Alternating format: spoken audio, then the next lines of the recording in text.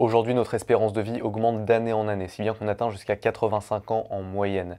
Mais notre espérance de vie en bonne santé, elle descend. Si bien qu'en moyenne en France, vous passerez les 20 dernières années de votre vie en n'étant pas autonome à cause de problèmes de santé. Bonjour à tous, c'est Léopold. Aujourd'hui, on va parler du gluten.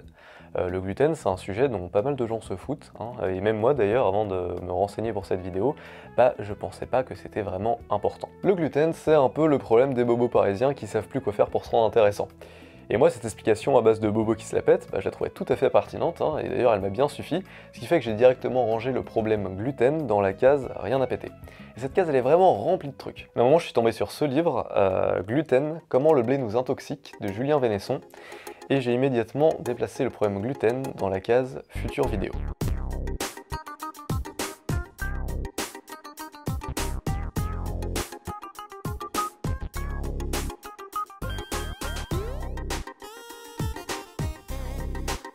Ça me dégoûte.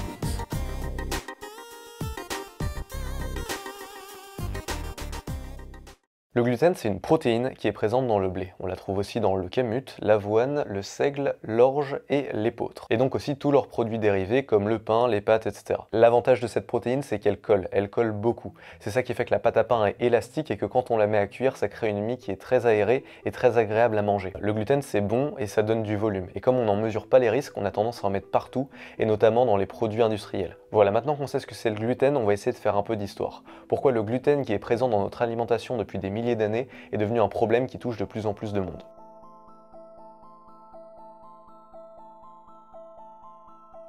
Pendant à peu près 9 millions d'années, l'homme n'a pas consommé de céréales. C'est seulement il y a à peu près 10 000 ans, c'est-à-dire au commencement de l'agriculture, que l'homme a commencé à en cultiver et donc à en consommer. Ce qu'on mangeait, ce qu'on cultivait à l'époque, ça s'appelait le petit épeautre. Ce truc, il a 14 chromosomes et il a très peu de gluten dans sa composition. Puis petit à petit, à force de cultiver le blé, il y a des croisements naturels qui se sont effectués et on est arrivé à un nouveau type de blé, le blé dur. Ce blé-là, il a 28 chromosomes. Pourquoi est-ce que ce blé-là a 2 fois plus de chromosomes et qu'est-ce que ça veut dire?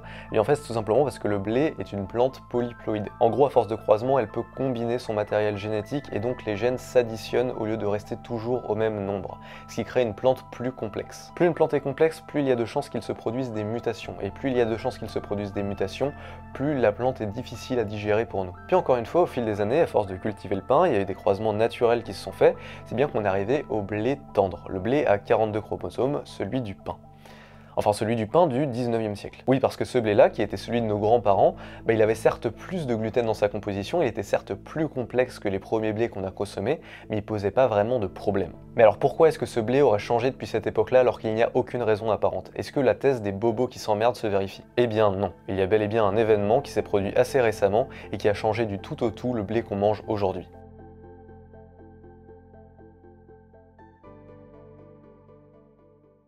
En 1950, plusieurs pays souffrent de famine, et dans ces cas-là, il y a une seule solution, il faut augmenter la production. Du coup, il arrive la fameuse révolution verte, où on va essayer par tous les moyens d'augmenter les rendements des terres agricoles. Donc on met des pesticides partout, on bourre les animaux aux hormones, mais surtout on fait appel à des scientifiques pour qu'ils essayent de modifier un peu les gènes des plantes, dont le blé, pour qu'elles deviennent plus rentables, qu'elles aient plus de rendement. Aujourd'hui on appelle ça des OGM, et c'est interdit. Mais à l'époque la situation elle était différente, et la méthode aussi, du coup ils n'ont pas appelé ça des OGM. La technique qui a été employée, c'est une technique qui est dite par rétrocroisement. Le principe de ça, c'est qu'on prend deux types de blé. Un blé A, dans lequel on veut implanter un nouveau gène, et un autre blé B qui a ce fameux gène. On les croise, ça nous donne un blé C, un mélange des deux blés avec le gène qu'on veut. Mais nous, ce qu'on veut, c'est qu'il y ait seulement le gène du blé B, et que tout le reste, ça soit des gènes du blé A. Du coup, on va recroiser le blé C avec le blé A, puisque ça donne, on va encore le recroiser avec le blé A, et ainsi de suite, jusqu'à ce qu'il ne reste plus que le gène qu'on veut dans le descendant du blé C. En gros, c'est comme de l'inceste forcé, mais pour les plantes. Ces dizaines et dizaines de croisements successifs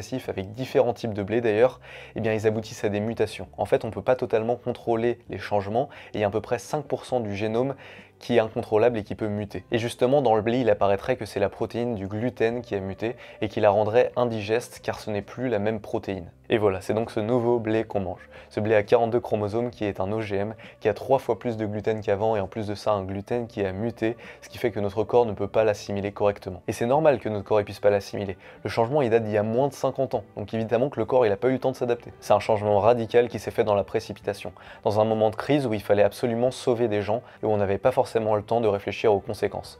Les conséquences, on les voit seulement aujourd'hui et c'est un peu une gigantesque expérience à échelle humaine qui est en train de se produire.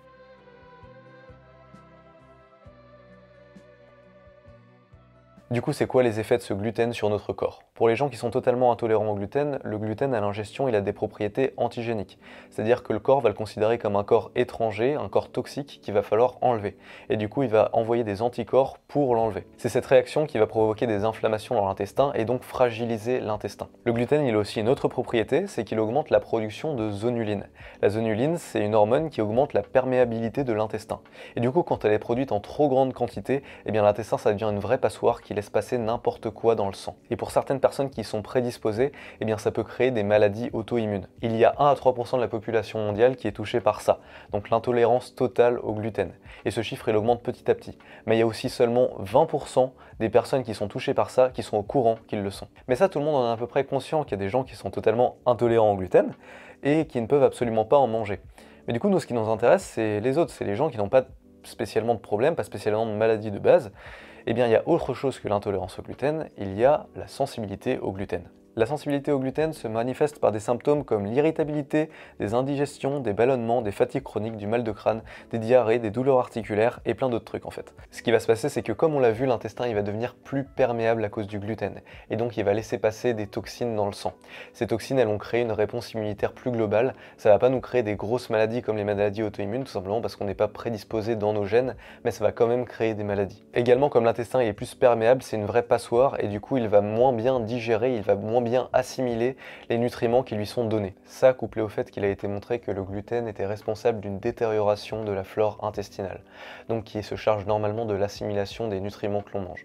Ça va encore une fois affecter la digestion.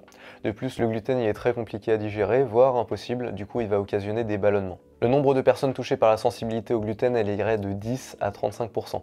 Et en fait, c'est très compliqué de faire des estimations parce qu'on a encore assez peu d'études là-dessus et que c'est très difficile à diagnostiquer. Il a aussi été montré que le gluten baissait notre sensibilité à l'insuline, ce qui en plus de favoriser les diabètes, défavorise la perte de poids comme on l'a vu dans un autre épisode, celui sur la Warrior Diet.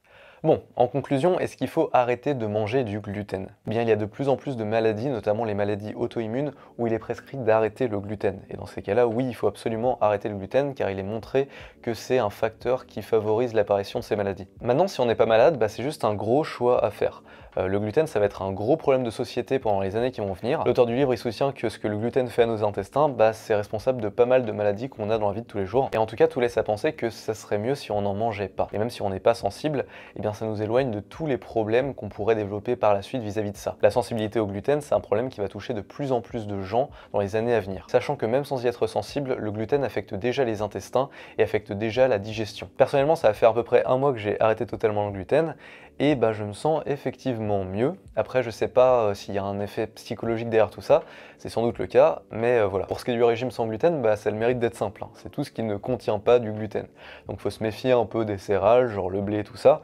Le riz on peut, le quinoa on peut, mais globalement tout le reste on peut en fait. C'est juste que c'est assez compliqué parce que c'est dans nos habitudes de comment on se nourrit aujourd'hui en France, donc avec beaucoup de pain, avec beaucoup de tout ça, mais dans l'idée on peut toujours manger des fruits, on peut toujours manger des légumes, et en fait c'est même une diète qui va facilement aider à perdre du poids, notamment pour toutes les raisons de santé dont on a parlé avant, mais aussi parce que le gluten c'est notamment un truc qui est beaucoup présent dans la malbouffe aujourd'hui.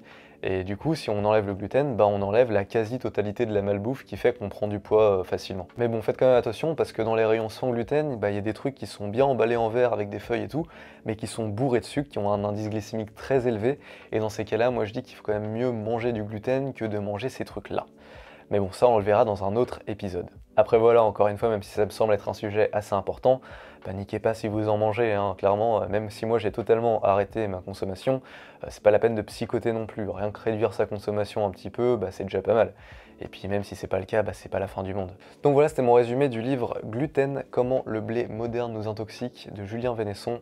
Livre très intéressant, tous les liens sont dans la description. Donc voilà, merci à toi d'avoir regardé la vidéo, j'espère qu'elle t'a plu. Tu peux mettre un j'aime, tu peux t'abonner, tu peux débattre dans les commentaires de s'il faut arrêter le gluten ou pas.